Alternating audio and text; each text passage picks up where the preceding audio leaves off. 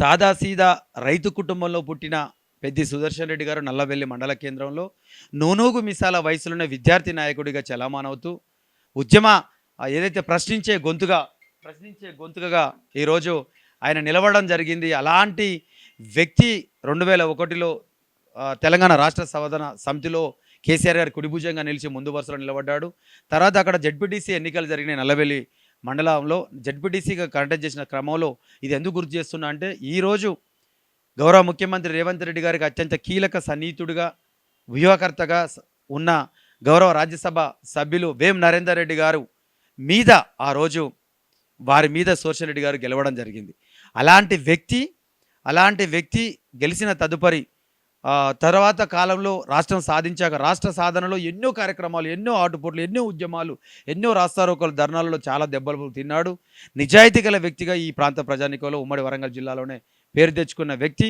తర్వాత రాష్ట్ర సాధన అనంతరం 2014లో పోటీ చేయడం జరిగింది. శాసనసభ్యుడిగా గౌరవ కేసీఆర్ గారు అవకాశం ఇస్తే ఆ 2014లో స్వల్ప ఓట్ల తేడాతోటి ఓడిపోయినప్పటికీ కూడా గవర్నమెంట్ బీఆర్ఎస్ వచ్చిందనే దాని మీద నేను ప్రజల్లో నిలుచునే పనులు చేయాలని చెప్పి కూడా పట్టుబట్టి, గౌరవ ముఖ్యమంత్రి గారికి ఉన్న సాన్నిధ్యంతో పట్టుబట్టి, ఏ మంత్రో లేక 30 ఏళ్ళు 40 ఏళ్ళు ప్రజా జీవితంలో ప్రజాప్రతినిధిగా చలామైన వ్యక్తులు కూడా చేయలేని పనులను నర్సంపేట నియోజకవర్గం చేసి చూపించాడు. దానికి నిదర్శనం నేను పుట్టక ముందు నుండి నేను పాకాల సరస్సు కట్టకు సమీప ఊళ్ళోనే నేను అశోక్ నగర్లో నివసించిన వ్యక్తిని.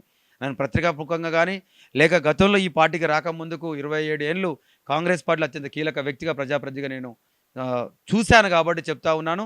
ఏ ఎన్నికల్లో వచ్చినా కూడా పాకాలకు సరస్సుకు శాశ్వత నీటి వనరులు కల్పిస్తాం, పంది పంపుల వాగును మళ్ళిస్తాం, ఆ ఆయకట్టుకు 30,000 ఎకరాల ఆయకట్టుకు 2 పంటల నీళ్లు ఇస్తామని చెప్పి ఈ పార్టీ ఆ పార్టీ ఏ పార్టీ అనకుండా కూడా ప్రతి ఎన్నికల్లో కూడా హామీలు ఇచ్చి కొన్ని వందల ఏళ్ల కాంచెలు కూడా ఓట్లు వేయించుకున్న వాళ్ళు. ప్రజాస్వామ్యం ఎప్పుడైతే మనకు స్వాతంత్రం వచ్చిన నాటి నుండి కూడా ఈ మాటను మేము వినడం కూడా జరిగింది. కానీ ఎవరు కూడా అది నెరవేర్చలేదు. గౌరవ పెద్ది సుదర్శన్ రెడ్డి గారు కేసీఆర్ గారి దగ్గర పట్టుబట్టి ఏదైతే దేవాదుల లిఫ్టింగ్ తోటి వస్తున్న జలాలు ఉన్నాయో అది బీంగన్పూర్లో లిఫ్టింగ్ జరుగుతుంది మోటార్ల ద్వారా. బీంగన్పూర్ చెరువు నుండి రామప్ప చెరువులోకి మోటార్ల ద్వారా లిఫ్ట్ అయిన నీటిని పాకాల సరస్సులోకి ప్రత్యేక పైప్ లైన్ ద్వారా సుమారు 300 కోట్ల పైచీలకు వ్యయంతో దట్టమైన ఫారెస్టులు, తర్వాత వైల్డ్ లైఫ్ సాంచురీ నామ్స్ ఉన్నప్పటికీ కేంద్ర ప్రభుత్వంతో పర్మిషన్లు తెచ్చి పట్టుబట్టి కేసీఆర్ గారి ద్వారా సుదర్శన్ రెడ్డి గారు ప్రత్యేక పైప్ లైన్ వేసి ఈరోజు పాకాల సరస్సుకు గోదావరి జలాలను మళ్లించిన మహనీయుడు పెద్ద సుదర్శన్. తద్వారా గడిచిన మూడేళ్లుగా 2 పంటలకు నీళ్లు ఈరోజు అందుతూ 30,000 ఎకరాల ఆయకట్టుతో పాటు ప్రత్యక్షంగా పరోక్షంగా కాకాల సరస్సు నుండి అప్ టు వయా గూడూరు, మైబాద్, డోర్నకల్, మున్నేరు, ఖమ్మం దానిక కూడా ఈరోజు అంటే ఈరోజు నిత్యం నీరు పారుకుంటూ కూడా పరోక్షంగా కూడా అటు సాగునీటికి ఇటు తాగునీటికి కూడా నీటిని కూడా అందిస్తున్న పాకాల సరస్సుకు ఈరోజు ఆయన ప్రాధాన్యతనివ్వడం జరిగింది.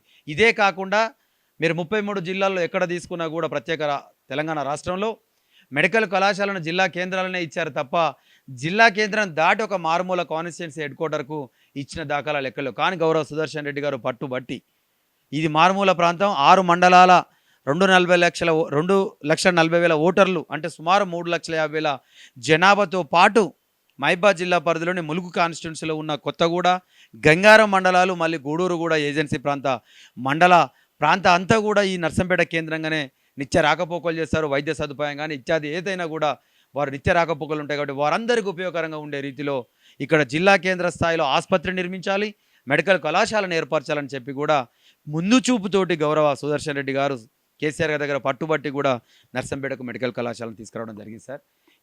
ఇది తీసుకొచ్చే క్రమంలో కూడా ఇంకొక చిన్న విన్నపం ఏంటంటే, ఇప్పుడు ఎక్కడైతే కళాశాల నిర్మించిన కాడ ఈ విగ్రహ సమస్య వచ్చిన కాడ అసైన్డ్ లావని భూమి ఉందో ఆ అసైన్డ్ లావన్ ఆ ఏరియా మొత్తం కూడా 65వ సర్వే నెంబర్లో సుమారు 1000 నుంచి 1,500 ఎకరాలు మొత్తం కూడా లావన్ అసైన్డ్ సార్. రోడ్ అవతల 170 శివార్లోని రాజుపేట ఏజెన్సీ విలేజ్ శివార్లోని భూములు ఉంటాయి సార్. యువతల అసైన్ లావని భూములే ఉంటాయి. అలాంటి చాట ప్రభుత్వం ల్యాండ్ అక్విజిషన్ చేయాలంటే కూడా ఇబ్బంది అవుతుంది కాబట్టి టెక్నికల్గా సాధ్యం కాదు కాబట్టి చిన్నకారు రైతాంగమే ఆ చిన్న కమతాలతోటి వ్యవసాయం అనాది నుంచి పురాణ కాలం నుంచి కూడా వాళ్ళు సాగు చేసుకొని అక్కడ బతుకుతున్నారు కాబట్టి వాళ్ళ నోట్లో మట్టి కొట్టద్దని చెప్పి కూడా గౌరవ సుదర్శన్ రెడ్డి గారు దొడ్డ మోహన్ రావు గారు అనే ఒక వ్యాపారవేత్త, లింగగిరి వాస్తవ్యుడు, హైదరాబాద్లో పర్మనెంట్గా సెటిల్ అయింది సార్.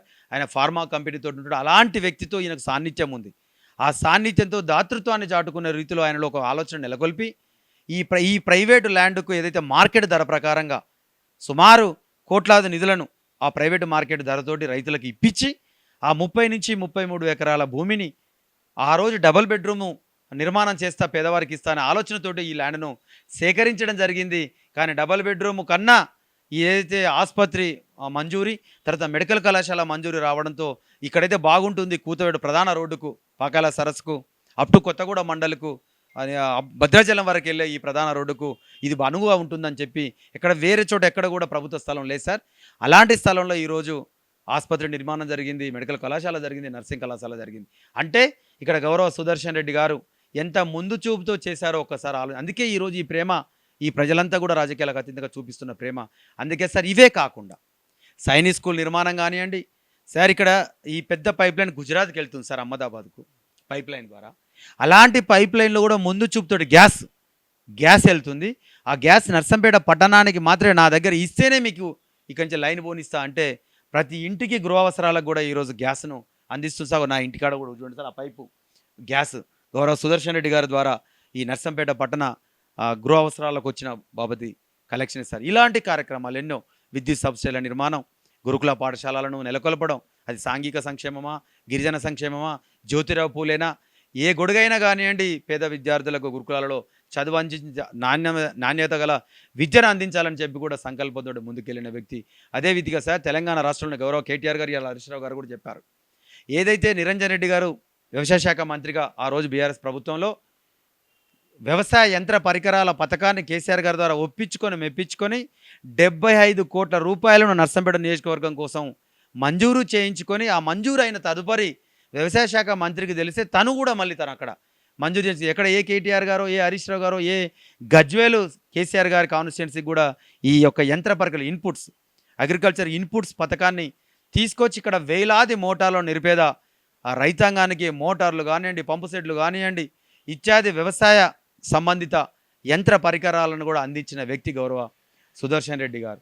ఇదే కాకుండా విద్యార్థుల కోసం జాబ్ మేళాలు నిర్వహించిండు, మహిళల కోసం కుట్టు పరిశ్రమ కేంద్రాలను నెలకొల్పడం జరిగింది, ఉచిత శిక్షణ శిబిరాలను ఏర్పరచడం జరిగింది. చాలా కార్యక్రమాలు తీసుకున్నాడు సార్ 5 ఏళ్ళ.